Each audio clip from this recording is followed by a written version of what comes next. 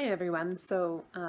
If you watched my last video, you know that I am baking my way through Mark Bittman's How to Bake Everything.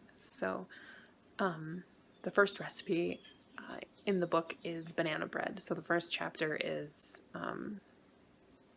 quick breads, muffins, and biscuits. I'm gonna tackle banana bread first, which I've made before, and I've made egg-free before.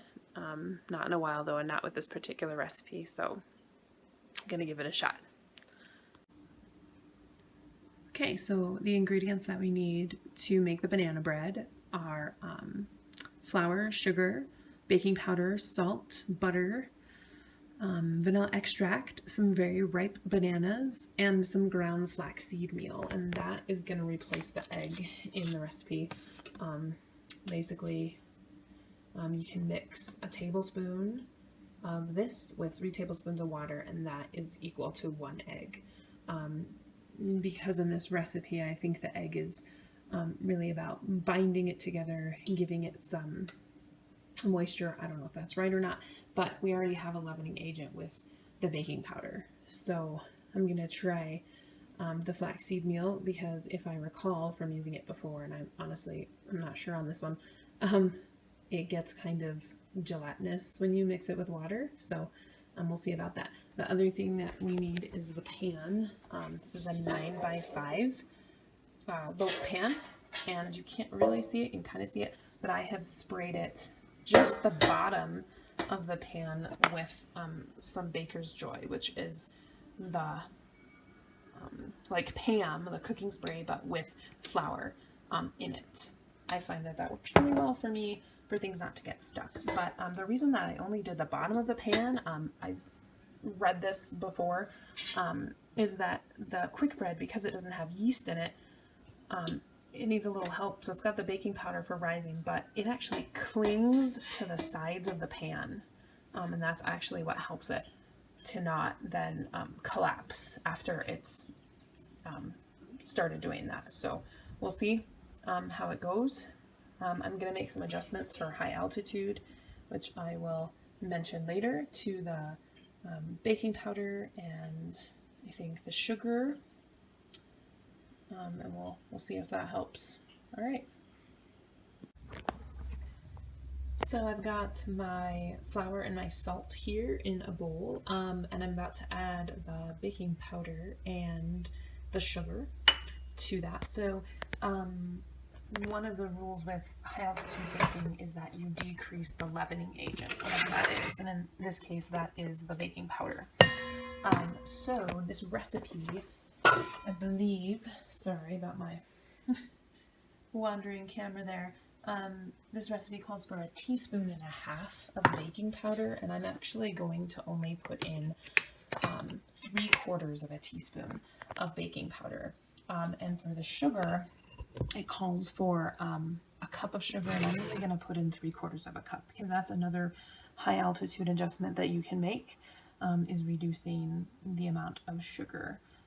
Just want to show you the flaxseed mixed with water. It's a little bit goopy, not as much as I thought. I think I was thinking of chia seeds when I said that, which if you're familiar with chia seeds, they do get very gelatinous, almost like tapioca when you get them wet. But this is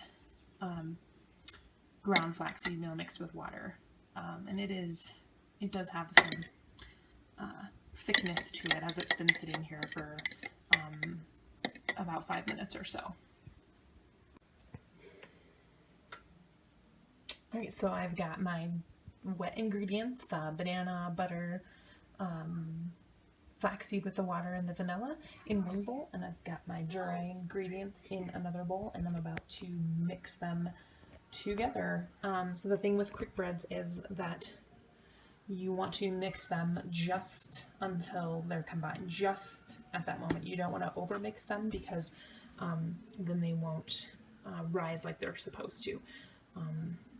So you want to just mix them just to the point where all the dry stuff is mixed with the wet.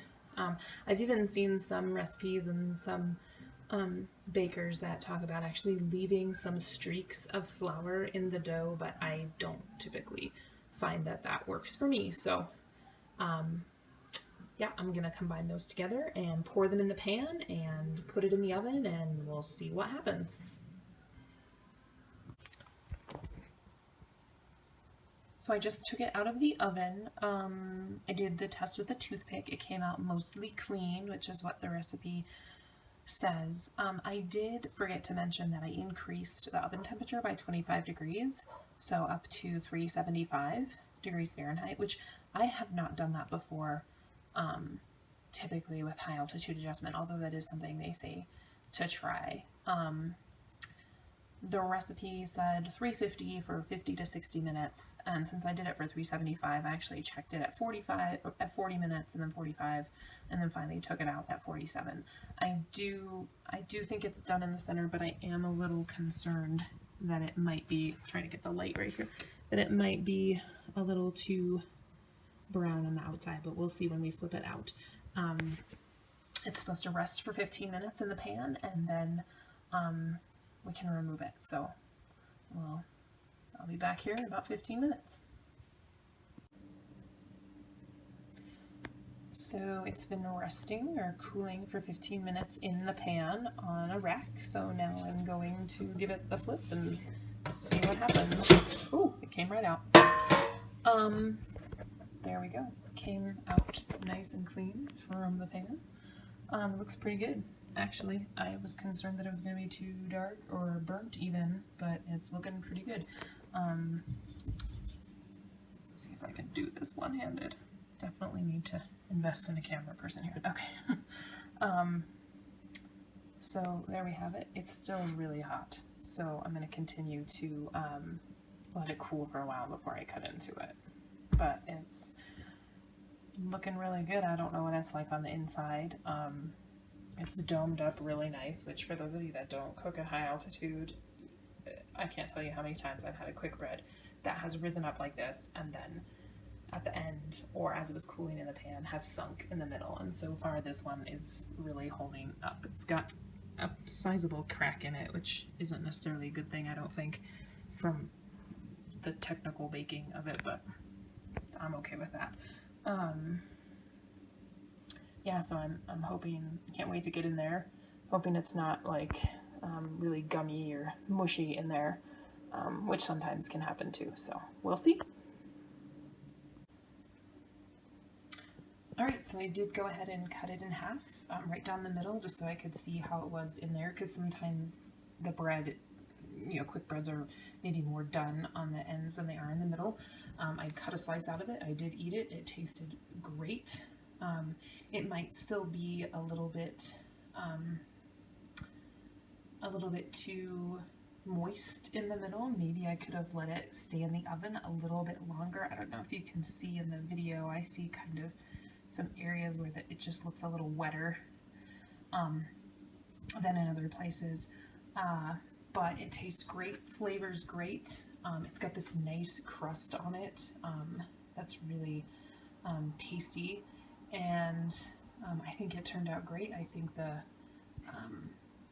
flaxseed was a great substitution. I think it definitely was successful and worked really well.